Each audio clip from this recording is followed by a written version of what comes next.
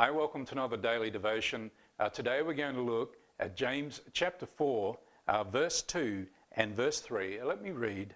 And it says here, you lust and you do not have. You murder and covet and cannot obtain.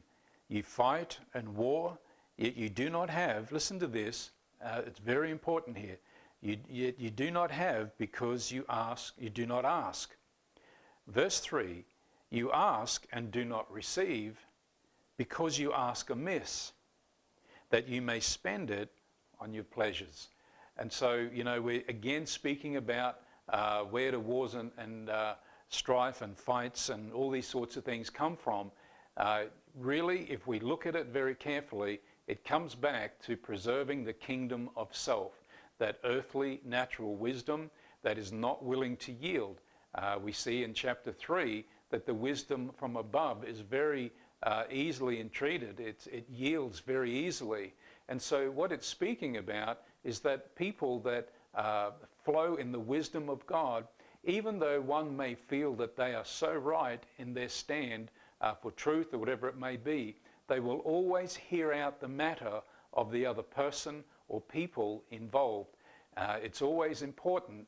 Right communication involves clearly hearing and understanding what people are saying. And so it says you lust and you do not have. And in other words, one of the things that causes these wars and strife is to lust. And this lust here is speaking about an ungodly desire for things that really are probably not good for us. And so, you lust and you don't have.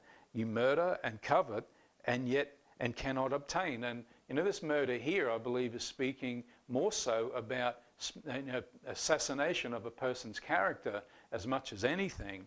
And they covet and cannot obtain. And so it's just like I'm trying everything to get what I want, and it just seems the harder I try, the further I seem to get away from it.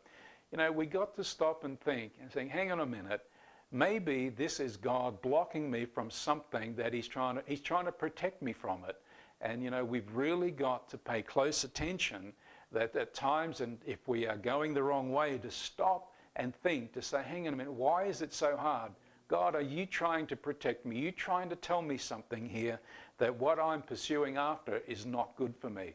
And I think many times the answer may be yes, that may be the case.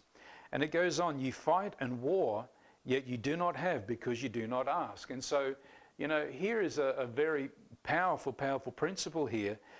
You do not have because you don't ask. Asking of God, it's a very simple thing to do. I remember a person said to me one day, the reason why I never asked God in this matter is because I already knew that his answer would be no, so I didn't bother going there.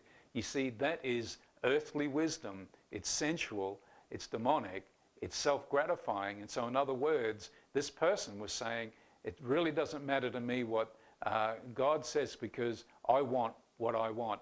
And this is what generates wars and strife when we go beyond the boundaries of things of which God knows are good for us and what is not good. And, this become very, very damaging. And so he says, you do not have because you do not ask. And so, it takes the same amount of faith to receive a yes from God as it does a no.